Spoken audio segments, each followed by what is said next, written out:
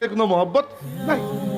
তিনি দেখলেন এখানে অর্ধেক মুহাজির, অর্ধেক মাদানি, মদিনার আনসার, কিছু আসছে আফ্রিকা থেকে, কিছু রোম থেকে, কিছু পারস্য থেকে, নানান ধরনের মানুষ। তিনি তো মুসলমান নয়, যদি কালিমার যে ভ্রাতৃত্ব আছে, আপনিও পড়েছেন লা ইলাহা ইল্লাল্লাহু মুহাম্মাদুর রাসূলুল্লাহ, আমিও পড়েছি লা ইলাহা ইল্লাল্লাহু মুহাম্মাদুর রাসূলুল্লাহ। এইটা পড়ার সাথে সাথে আপনার সাথে আমার একটা ভাইয়ের সম্পর্ক তৈরি হয়ে গেছে না? এইটা তো আমি আর আপনি ছাড়া কেউ বুঝবো না। যে এই কালিমার মর্যাদা বুঝে নাই, সে তো আর বুঝবে না। এই জন্য ওই ব্যক্তি চিৎকারি করে বললো যে তুমি, আমাদের নবীকে বললো যে তুমি কোন সাহসে যুদ্ধ করতে চলে আসলে? সে মনে করে সে যুদ্ধ করতেই এসেছেন, উস্কানি দিচ্ছে যে কোন সাহসে যুদ্ধ করতে আসবে। জানো না, যুদ্ধে নামার সাথে সাথে এই যে 12 বাজারের টিম নিয়ে আসছে,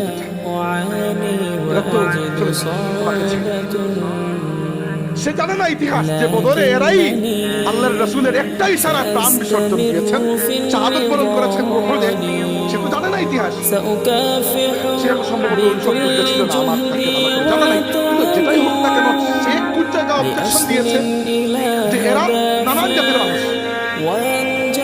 সে যেটা বুঝতে পারে না সেটা হচ্ছে এই নানান জাতের মানুষকে আল্লাহর রাসূল কোনো গোত্রের ভিত্তিতে একত্রিত করেন নাই, একত্রিত করেছেন আল্লাহর কালিমার ভিত্তিতে, ইসলামের কালিমার পতাকার ভিত্তিতে।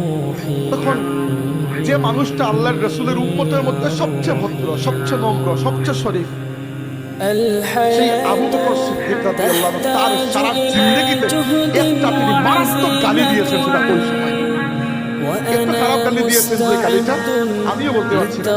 কি জন্য গালি দিয়েছেন? নাউজুবিল্লাহ, নিজের কারণে নয়, ইসলামের মায়ায় গালি দিয়েছেন।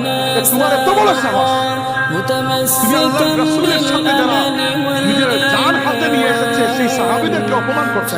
এইটা বলে যে হে নবী, তুমি যখন আমাদের বিরুদ্ধে এদেরকে নিয়ে যুদ্ধে আসবে, 2 মিনিট পরে এদেরকে আর খুঁজে হবে না, কারণ কোনো গোত্রের বন্ধন তো নাই।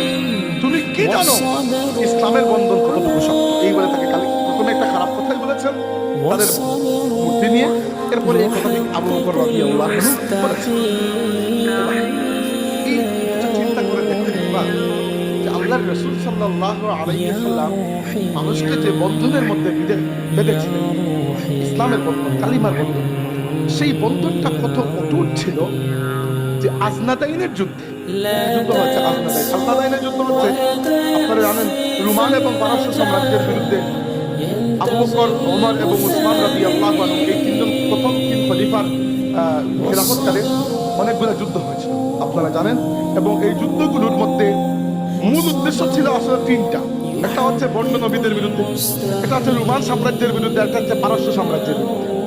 তো এরকম না যে একটা যুদ্ধে গেছেন 2 গোটা যুদ্ধ করে বিজয় করে ফিরে আসে, আর না।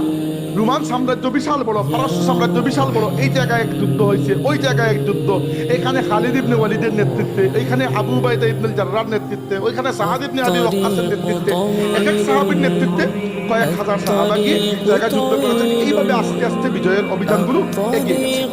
এইভাবে একটা যুদ্ধে মুসলমানরা গিয়েছেন এবং এই যুদ্ধে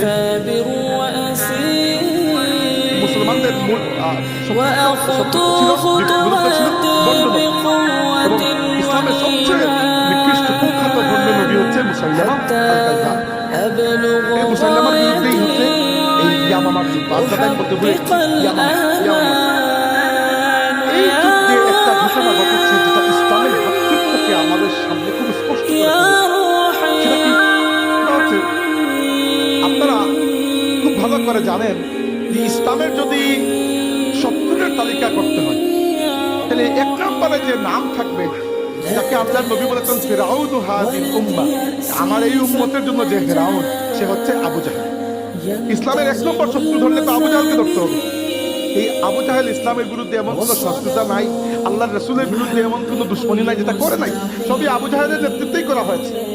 কিন্তু ইসলাম দুনিয়াকে এমন ভাবে পরাজিত করে দিয়েছে, পরিবর্তন করে দিয়েছে যে ইয়ামামার যুদ্ধে যুদ্ধ শেষ হওয়ার পরে দেখা গেল 3 জন মানুষ আহত অবস্থায় পড়ে আছেন।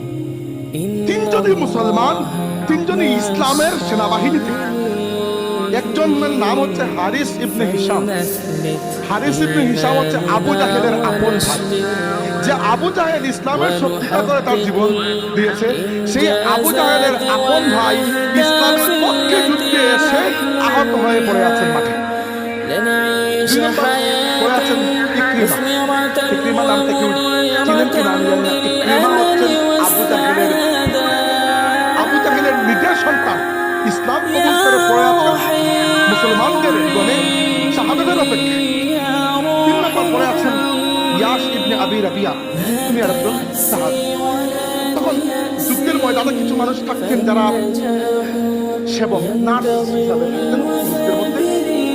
মদিনার আশেপাশে যুদ্ধ হলে, বিশেষ করে উহুদের যুদ্ধে কিছু মহিলা সাহাবীও গিয়ে শরীক হয়েছেন। একটু দূরে তো আর মহিলারা যাওয়ার কথা নয়, তো পুরুষরাই মাঝে মধ্যে এই কাজ করতেন। ধরেন কেউ আহত অবস্থায় পড়ে আছেন, তখন পানি পান করানো, কেউ আহত হয়েছেন চিকিৎসা করা, এরকম থাকতো। তো একজন গেছেন পানি নিয়ে, কার কাছে? পানি নিয়ে গিয়েছেন ইকরিমা রাদিয়াল্লাহু আনহুর কাছে, যার বাবা হচ্ছেন আবু জাহেল, ইসলামের শত্রু।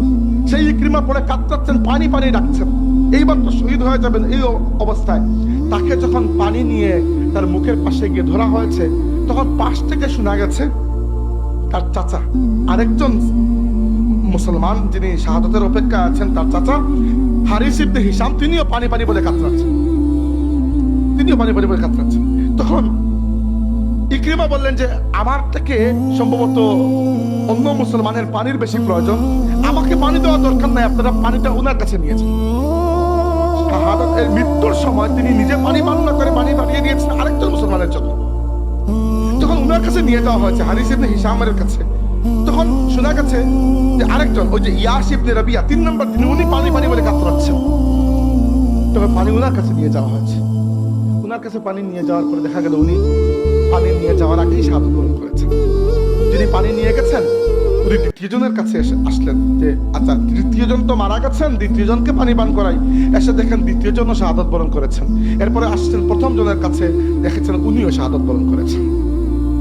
3 জন মুসলমান, 3 জনই মৃত্যুর মুখে দাঁড়িয়ে নিজের অন্য মুসলিম ভাইকে প্রাধান্য দিয়েছেন।